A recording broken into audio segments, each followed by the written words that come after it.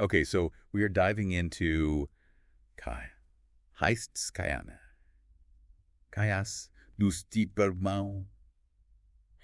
Oh, yeah, that's right. You're going to make me try to pronounce that? I am, right. which translates to Princess Katerina and the Mysterious Letter, for those of us who maybe haven't quite mastered Greek yet. Right.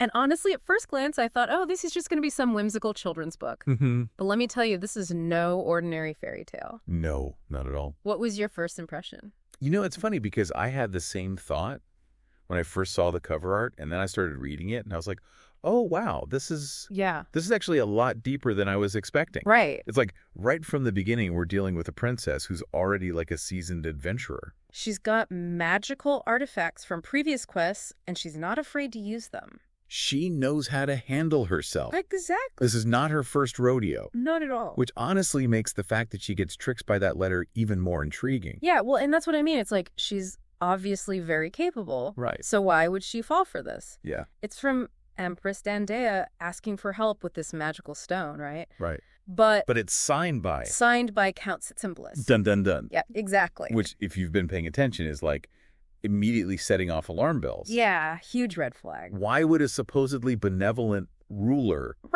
employ someone with Count Sitsimblis' reputation? Exactly. And it's interesting because the story kind of plays with that. Right. That expectation of, good versus evil right from the get-go. Yeah, and Katerina doesn't even hesitate. No. Most people would take one look at that signature and be like, no, I'm out of here. Right. But not Princess Katerina. She is determined. She's on a mission. She's going to get at the bottom of this, and even though it's the dead of night, she decides to cross Mount Ananda to go find out what is going on. Which is where we meet. Oh, this is my favorite part. Oh, yeah, this is a good one. This is where we meet Hizza, the talking reindeer. I love Hizza. I know, right? And he's guarding the chasm, and I feel like this is like a really pivotal point in the story. Oh, yeah, definitely. Because it's not just like a physical barrier. Right. It's like she's leaving her comfort zone, stepping into the unknown. Yeah, she's just trying to gather mushrooms for a festival. Right, exactly. Like, how often do you go from gathering mushrooms to... facing down a mind-controlled empress. Exactly. Which, by the way... the mushrooms. We can't forget about the mushroom. Oh, that's important. Right. This whole thing started because they were trying to get mushrooms for this festival. That's right. And that detail just stuck with me, Yeah. Because you have this epic adventure unfolding. Right. Mind control, power struggles. Talking reindeer. Right. But at its core, mushrooms. It's about something as simple as gathering ingredients for a soup. Right. And it's like, it reminds us, even in the midst of all this chaos and uncertainty, there's still value in those everyday things, those simple traditions. It's like that grounding element. Exactly. The mushrooms. Yes. Speaking of grounding elements, Haiduda tries to warn her off, doesn't he? He does. He's like, listen. Yeah, he's seen some things. He's like Empress Dandea. Yeah. She's not the same. She's different. She's become isolated. He paints this picture of a kingdom in decline. Yeah. And it's like a reflection of her own transformation. It's sad. It is. Like the city was once so vibrant. And now the shops are closed. The streets are empty. People are afraid. It's like this warning Right. about what happens when a ruler is not in a good place. Loses themselves. Exactly. And it makes you wonder, what would happen to Katerina's kingdom if she were to fall under the influence of something like that mind control crystal? Oh, that's a good question. Right. I don't know if I want to think about that. Well, luckily she's got good friends around her. That's true. Yeah. But yeah, I mean, going back to Katerina's journey, she clearly doesn't heed Himza's warning. No, she does not. She's determined to see this through. She's like, I've come this far. I'm not turning back now. Exactly. And so she comes up with this plan to get past him. Oh, you mean the whole dressing up in ridiculous outfits plan? Yes.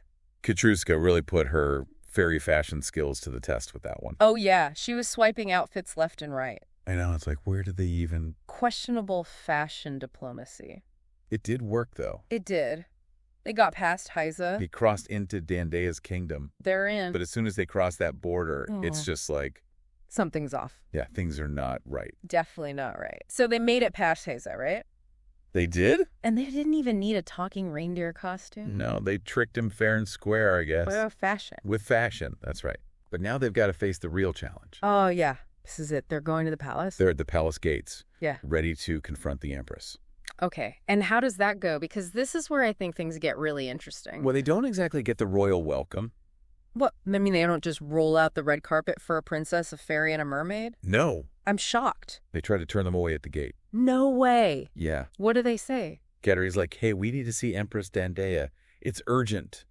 Okay. The guards are like, no. They're like, we can't let you in. Sorry. Oh, man. Which makes sense in a way. Right. Because remember, Ashin said Dandea would become isolated, right? Mm. Closed off from everyone. Our poor people. I know. And you could see it, right? Yeah. Like the empty city, the closed shops, it's all connected. Yeah. It's all part of that warning Hizza gave them. Exactly. But did they listen? Did they listen? No, they're at the palace gate. They're at the palace gates.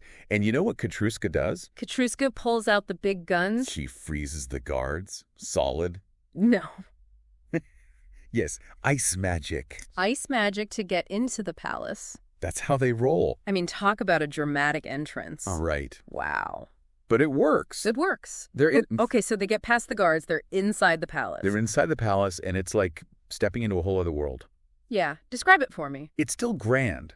Mm-hmm. Like, you could tell it was once beautiful. Okay. But there's this sense of unease. Oh, yeah. Like, something's not quite right. It's like that darkness that's come over Dandea has seeped into the very walls of the palace. Exactly. And then they see her. The Empress Dandea. Sitting on a very fancy throne, I imagine. Oh, she is all decked out in finery. Mm-hmm. But there's something different about her. We've been using that word different a lot. Right. But it's not just about how she looks. It's like there's something hollow behind her eyes. It's that mind control crystal. It has to be. It's like it's taken over her. Taken over her mind, twisted her intentions. And you almost feel bad for her. Right. Because you can see glimpses of the old Dandea. The one Hazanonda told them about. Yeah, the kind and welcoming ruler. But it's like those glimpses are fading. Like they're being overshadowed by this darkness. So what does Katerina do? Well, she does something incredibly brave. What? She challenges an empress. She stands up to Dandea. Wow. I mean, I know she's got that sword and that dragon scale bracelet. She's not afraid to use them. Good for her, because Dandea has lightning bolts. She does. That seems unfair. It's a little unfair, but it's like Katerina knows what she has to do. It's like all those past adventures prepared her for this moment. Exactly. But it's not just about fighting, is it? No. It's about standing up for what's right, even when it's hard. Even when you're facing down an empress with lightning bolts. Especially that. And that's when everything changes. What happens? We hear him. Who? Barbalimbus. No way. He's calling for help. Oh, this is it. It's like a crack in the facade. Everything's about to change. Things are really heating up now. Heating up, that's a good way to put it. We've got lightning bolts, a desperate cry for help, and a princess who's not backing down from a fight. So what happens next? Well, it turns into an all-out battle. Oh, no. Yeah, Katerina's sword skills are put to the test. Against lightning bolts. Against lightning bolts. I forgot about the lightning bolt. It's intense, and, she almost loses. Really? Dandea is powerful. Well, yeah, she's an empress with a mind control crystal. Right. But Katerina's got some tricks up her sleeve, too. Oh. Well, for starters, that dragon scale bracelet. Oh, right. Comes in pretty handy. I bet. Lightning proof and all. Smart thinking. It's a good thing she learned a thing or two on those past adventures. Right, like facing a giant spider or whatever she did. Who knows what else she's fought? Who knows, but it clearly prepared her for this moment. Right, because she's not just strong. She's also incredibly determined. Yeah, she's not giving up on Barbalimbas. No way. And it's that determination that ultimately saves the day. More than the dragon scale bracelet. Oh, maybe it's a combination of both. True. But it's not about defeating Dandea. It's about saving her. Exactly. So how does she break the mind control? It's actually kind of anticlimactic.